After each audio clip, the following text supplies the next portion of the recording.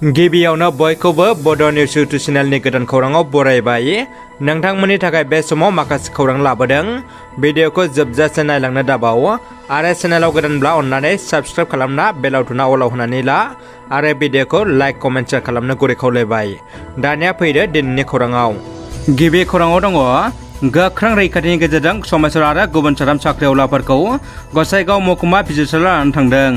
पुलिसनि जिआव नांनाय क'क्राझार डिटि अफिसार समेश्वर ब्रह्म मुसाहारि आरो साथाम साख्रिआवलाफोर फारियै रिचर्ड इस्लारि, मनज बसुमतारि आरो सदिक देखौ क'क्राझार सदर पुलिस थानानिफ्राय गोख्रों रैखाथिनि गेजेरजों गसाइगाव महकुमानि बिजिरसालियाव लांनायनि आगोल गसाइगाव आरएनबि सिभिल देहा फाहामसालियाव फाहामथायनि थाखाय थिसननाय जायो। सा सानजा रायजोफोरनि 6 सिडुल ओनसोलफोरखौ लानानै बिटिआर सोरखारनि बानजायनायाव खुंफुंजानाय ISPL जोलुर बादायलायनाय सोलिबाय थानाय गेजेरावनो रायजोनि गेजेराव दुंहाव थासारि लाबोनो नाजादों माखासे सुबुंफ्रा।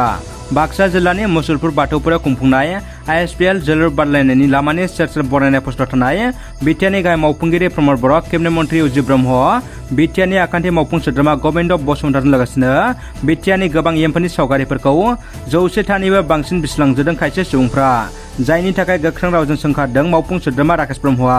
बेजों लोगोसेनो जाय सुबुंफ्रा बेफोरबायदि अगियान खामानिखौ मावदों बेसोरखौ हमनानै थाबैनो साजा होनो गजद थिदों पुलिस बिफानाव। बिटिआरनि गाहाय मावफुंगिरि प्रमद बर'नि सावगारिजों लोगोसेनो मिनिस्टार आरो EM सुबुंफोरनि सावगारिखौ बिसिनाय दायनिगिरिफ्रा उननि समाव बेफोरबायदि खामानि मावनायनिफ्राय जानगाराव थानांगौ आरो मेघालय आरो बेंगालराव सिरि खामानि मावनानै थाहैनांगौ होनना खावलायो मावफुं सोद्रोमा राकेश ब्रह्मआ। बावैसो सान सिगां जानानै थांनाय आदिबासि गोजोन गोरोबथानि सागानगिरिफोरखौ गसाइगावनि माटियाजुरियाव गाजा गोमजायै बरायदों।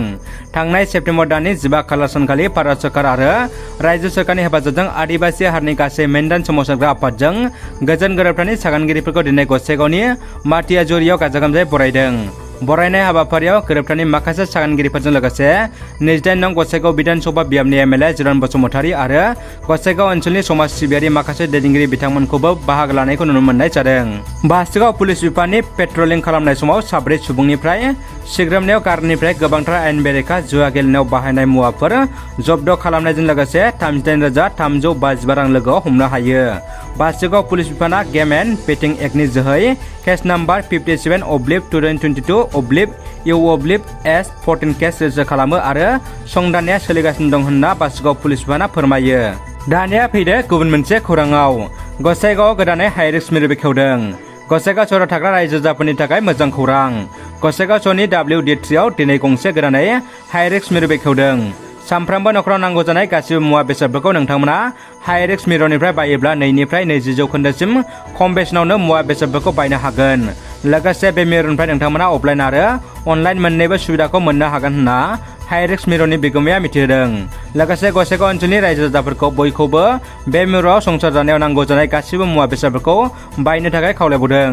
खाम जथाजों रिंखांदों बैग्रिबारि गामिनि लोखि गार्जाया। बिमा लोखिखौ रुजुना लांदों गामिनि आइजोफ्रा। गुबुन गुबुन बोसोरफ्राव खुंबोनाय बायदि देग्लायबो गाजा गोमजायै चिरां जिल्लानि रुनिकाटा बैग्रिबारि गामिनि रायजो राजाफ्रा लोखि गार्जाखौ सानैनि आबुं हाबाफारिजों खुंफुंदों। बुधबार आरो बिस्थिबाराव सानैनि आबुं हाबाफारिजों खुंफुंनाय बैग्रिबारि गामिनि लोखि गार्जा दिनै नैथि सान। नैथि सानाव खाम जथाजों बाथौ धोरोमनि नीति आरो आदर्शजों बैग्रिबारि गामिनि गार्जासालिनिफ्राय बिमा लोखिखौ गावबा गावनि नखरसिम रुजुना लांनाय नुनो मोन्दों। बैग्रिबारि गामिनि लोखि गार्जा हाबाफारियाव बैग्रिबारि गामिनि गं 42 नखरनि गामिनि गार्जियानफोरजों लोगोसेनो गामिनि गावबुरा लबेन बरगयारि, आरसाबारि PHDCनि चेयारमेन उखुन्दै बरगयारि आरो नखरनि साफ्रोमबो सुबुंफ्रा बाहागो लायो। बर' हारिनि हारिमुखौ मोजां मोनग्रा रायजो राजाफोरनिसिम गोजोनथाव खौरां। बयजोंबो अनसायजानाय मुंदांखा आयराखि थियेटारखौ चिरां जिल्लानि बिजनि लोखि मेलायाव फैगौ 15, 16 आरो 17 अक्ट'बराव नुनो मोनगोन। हारिमु मोजां मोनग्रा बर' रायजो राजाफोरखौ बिजनि लोखि मेलायाव फैना बयखौबो नायफैनो खुंफुं आफादा खावलायदों। मख'नाया गाहाम जागोन आयराखि थियेटारनि बिगोमाया बर'नि मुंदांखा फावखुंग्रि पाम्पुलि गयारि। गावनि आथिंनि जादुखौ दिन्थिना हादरनाङै गोख्रों सिनायथि मोनदों हलिचरन नार्जारिया। बे समाव बाख्नायथाव खौरां। बर'नि फिसा जोलुरनि जोहोलाव हलिचरन नार्जारिया दिनैबो नर्थ इस्ट इउनाइटेड एफसिनि बेरेखायै सोमोनांथाव गल सोरजिनो हाबाय। हलिचरन नार्जारिया गावनि आथिंनि जादुजों मैयानि गेलेनायाव हिर' अफ द मेच बान्थाबो मोननो हायो। मैयानि ISL मेचआव हायद्राबाद एफसिया 3 गल, नर्थ इस्ट इउनाइटेड एफसिया 0 गल मोननो हायो। दानिया फैदो जोबथा खौराङाव। बर' हारिनि सासे मुंदांखा हारिमु सिबियारि आरो भारत सोरखारनि संगीत नाटक एकाडेमि बान्था मोनगिरि मानगोनां किरक काक्लारि बिथाङा देहा गाज्रि जानानै गुवाहाटी मेडिकेल कलेज एन्ड हस्पिटालनि ICU फाहामथाय लाबाय थानाय समावनो मैया गावनि बेसेन गोसा जिउखौ नागारना थाङो। बिथांनि हरखाब रुंसार जानायखौ बर' थुनलाइ आफाद, एबसु आरो गोबां गेदेमा सुबुंफोरा गोथौ दुखु मोननाय फोरमायदों। रादाबा एसेनोसै लोगोफोर रादाबखौ जोबजासिम नायनो थाखाय नोंथांमोननिसिम गोजोननाय आरो साबायखर बावबाय गोजोन्थों।